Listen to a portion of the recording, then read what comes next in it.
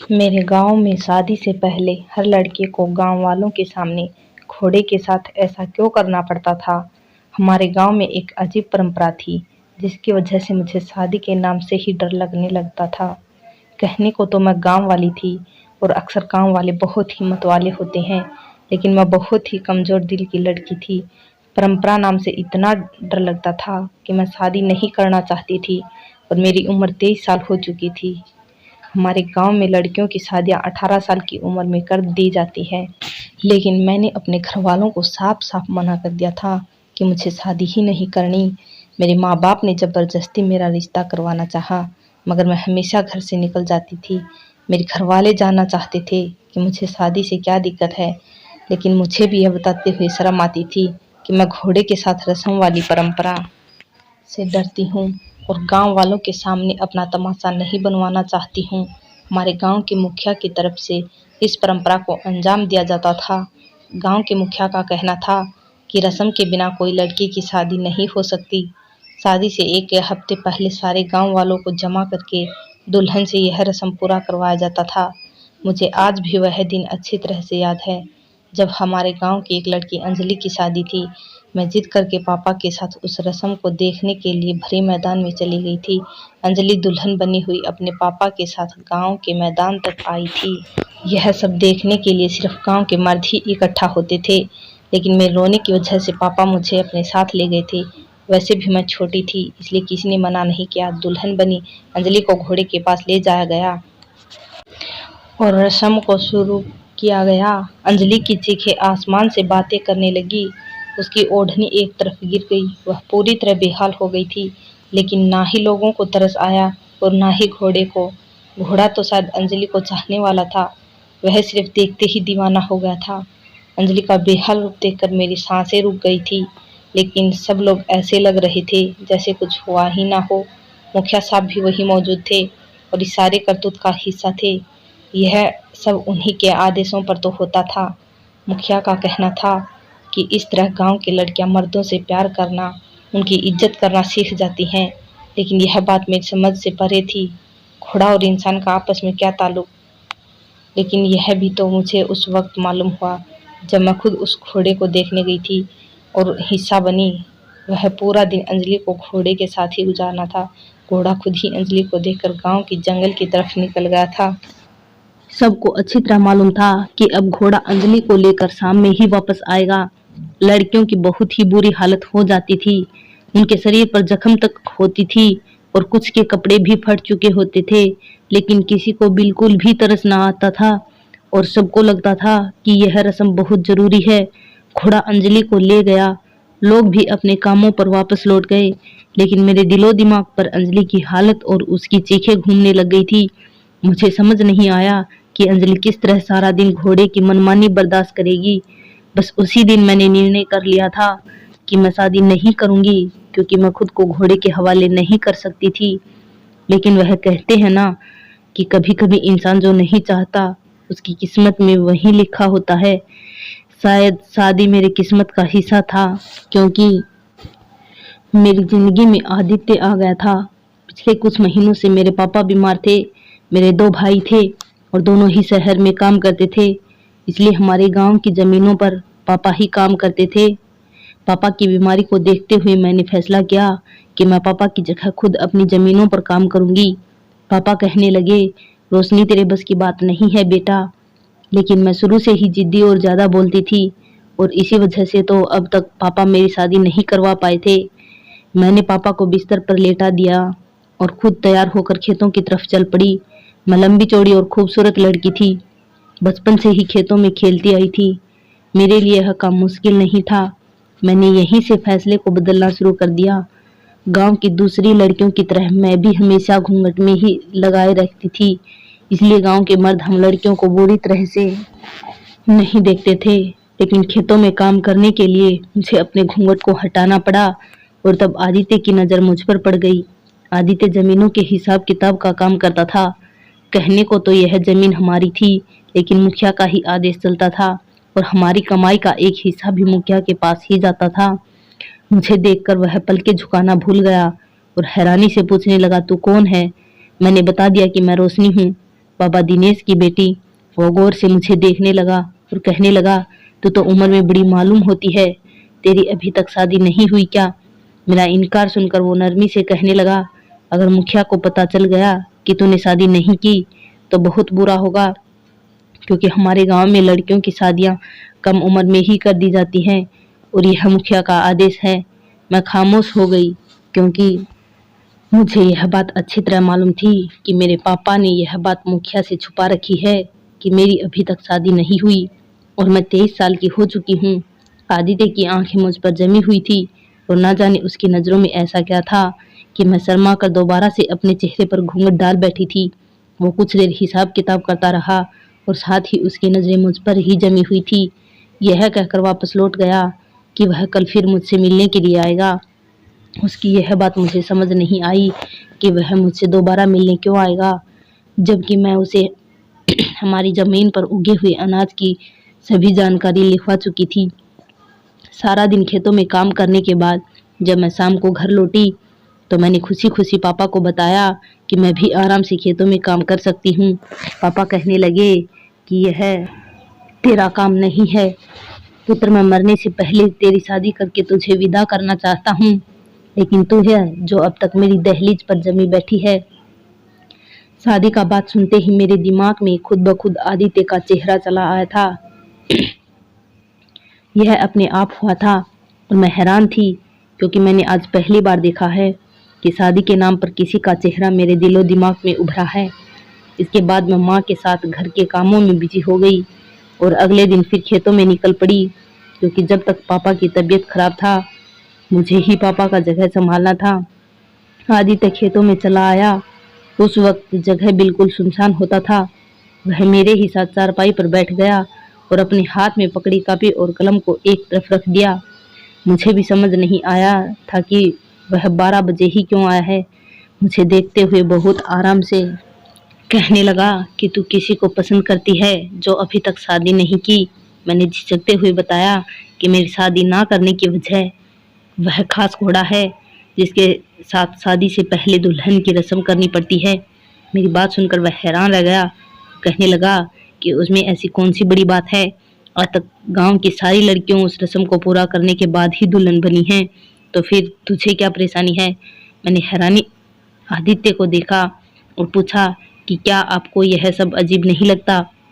एक लड़की घोड़े के साथ किस तरह से कहने लगा कि वह बचपन से यह सब देखता है और सारे ही गांव वाले शुरू से इस रस्म को निभाते आए हैं, इसलिए ना अजीब लगता है और ना ही बुरा। मुखिया बहुत अच्छे इंसान हैं और अगर उन्होंने यह परंपरा बनाई है तो उसके पीछे कोई खास वजह होगी। शायद इसी तरह औरत अपने पति को खुश करना सीखती हैं, इसलिए तो गांव की सारी औरतें शादी के बाद अपने पति की इज्जत करती हैं और उनको शिकायत का मौका नहीं देती। मुखिया का घोड़ा अभी भी बहुत खूबसूरत और चाहने वाला है, उसके साथ किसी भी लड़की को क्या तकलीफ हो सकती है? मैंने गुस्से में आदित्य से कहा कि क्या तुम्हें मालूम नहीं कि वापसी पर कुछ लड़कियों की हालत कैसी होती है? आदित्य कहने लगा कि मर्द को खुश करना मुश्किल काम है और उसे सीखने के लिए कुछ तकलीफ तो उठानी पड़ेगी ना। आदित्य की बात सुनकर मुझे एहसास हुआ था कि गांव वाले इस बात के इतने आदी हो गए हैं कि उन्हें इसमें कुछ गलत दिखाई नहीं देता। कौन आदमी ये बात बर्दाश्त करेगा कि उसकी होने वाली पत्नी उससे पहले घोड़े के साथ कुछ पल बिताए? आदित्य मेरे गुस्से को देखते हुए मुझसे इधर उधर की बातें करने लगा। उसकी बातें बहुत ही खूबसूरत और मीठी थी। जिस अंदाज में वह मुझसे बात कर रहा था मेरे दिल में उसके लिए प्यार पैदा हो गया था। यह पहली बार था। जाते जाते आदित्य कहने लगा कि अपने दिल से घोड़े का डर निकाल दो, क्योंकि जल्द ही मैं अपनी माँ को तुम्हारे घर भेजने वाला हूँ। मैंने परेशानी के अंदाज में पूछा कि क्यों तुम्हारी माँ क्यों मेरे घर आने वाली है? मेरी नासमझी पर आदित्य हंसते हुए कहने लगा, उम्र में तुम बड़ी हो लेकिन अगल अभी तक छोटी ही है। वो वहां से चला गया, लेकिन जैसे उसकी बात मुझे समझ आया मैं शर्म से गुलाबी हो गई। मैं सोच भी नहीं सकती थी कि पढ़ा लिखा मुखिया का मुंशी मुझ पर अपना दिल हार बैठेगा और मुझसे शादी करने की सोचेगा। लेकिन फिर भी वही बात, अगर मैं शादी का सोचती तो घोड़े का सोचकर मेरी जान निकल जाती। मैं आदित्य के साथ अपनी जिंदगी गुजारना चाहती थी, लेकिन घोड़े के साथ एक दिन नहीं बिता सकती थी। मैं वापस घर पहुंची तो मेरे चेहरे पर सोच की लकीरें थी। और यही बात मेरे पापा ने महसूस कर ली थी। मेरे पापा की मुझसे बहुत दोस्ती थी। जब पापा ने मुझसे मेरी परेशानी की वजह पूछी तो मैंने उन्हें आदित्य के बारे में सच बता दिया और यह भी बता दिया कि मेरी शादी ना करने के पीछे की वजह क्या है। पापा तो खुशी से पागल हो गए। कहने लगे, वो तो पढ़ा लिखा नेक इंसान है, ऐसे लड़के का रिश्ता ना बहुत ही किस्मत की बात है। अगर आदित्य की माँ मेरे दरवाजे पर आई तो मैं कभी मना नहीं करूँगा। रही बात घोड़े की, तो आज तक उसने किसी लड़की को कोई नुकसान नहीं पहुंचाया है। वह तो बहुत ही प्यारा घोड़ा है, हर वक्त मुखिया के सतबल में बंद रहता है। पापा की बात मानकर मैं सोचने पर मजबूर हो गई। सारी रात मैं अपने आप से और अपने हालात से जंग लड़ती रही। फिर के दिमाग में एक तरीका आया जिससे मैं परंपरा से बच सकती थी।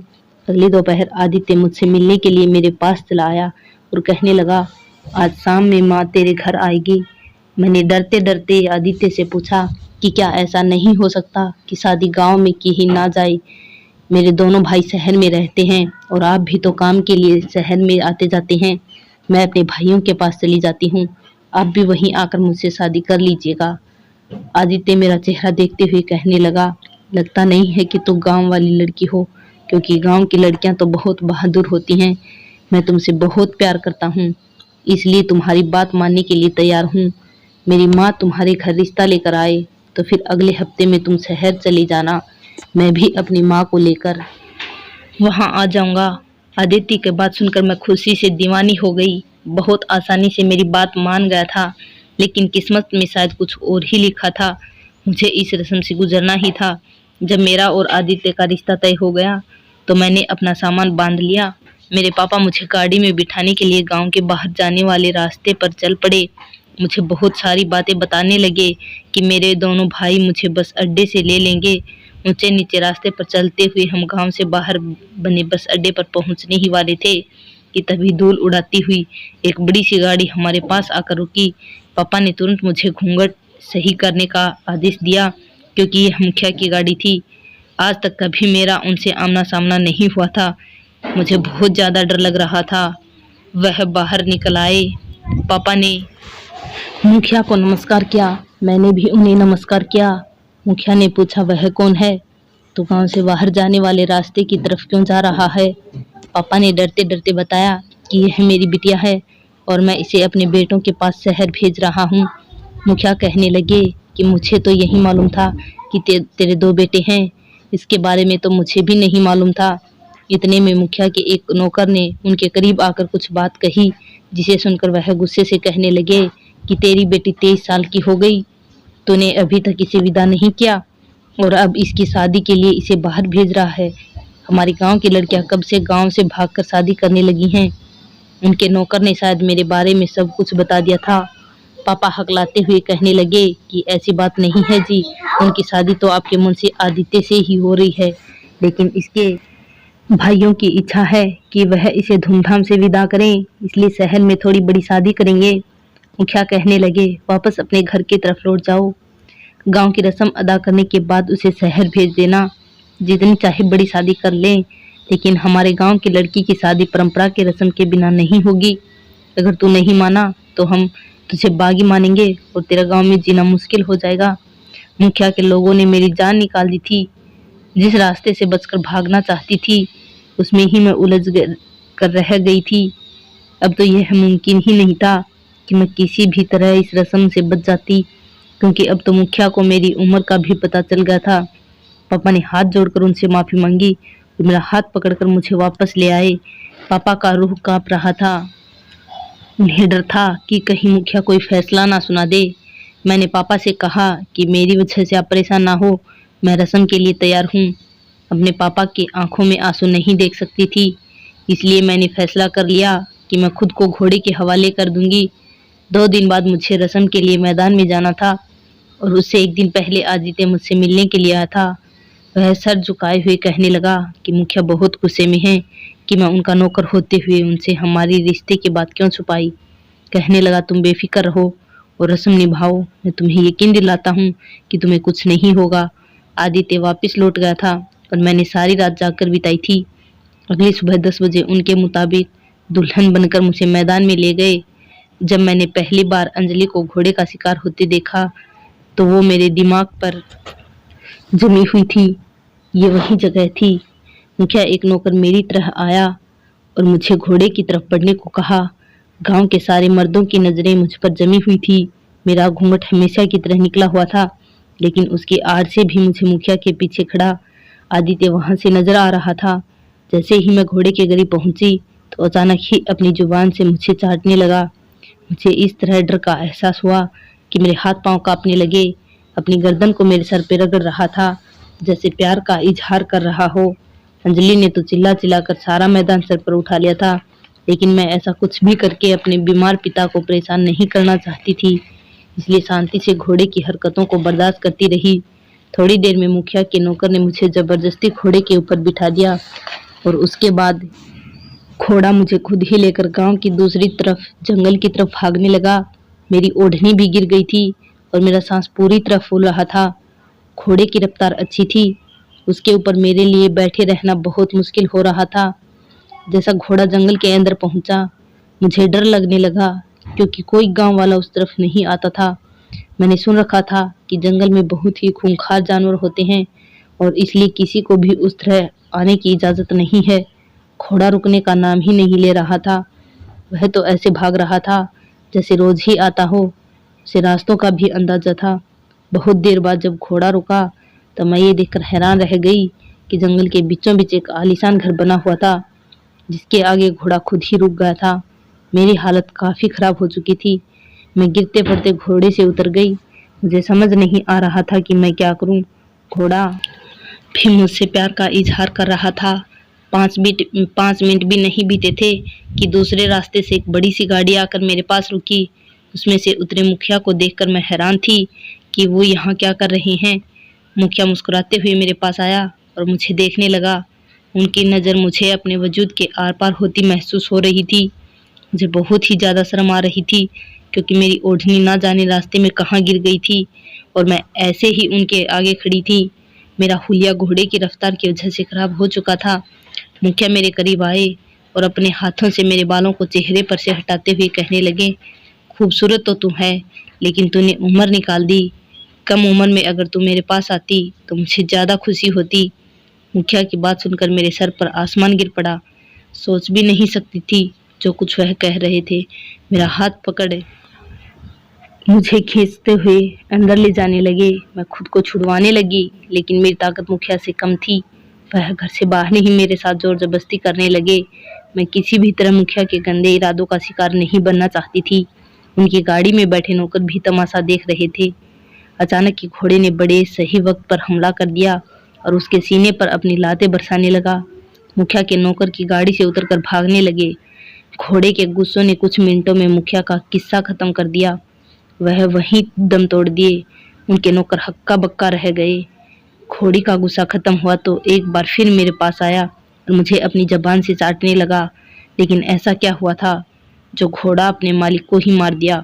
मुखिया का एक नौकर मेरे पास आया और अपनी चादर उतारकर मेरे कंधों पर डाल दिया और कहने लगा कि वो लोग बहुत ही मजबूरी में तमाशे को बर्दाश्त करते आए हैं।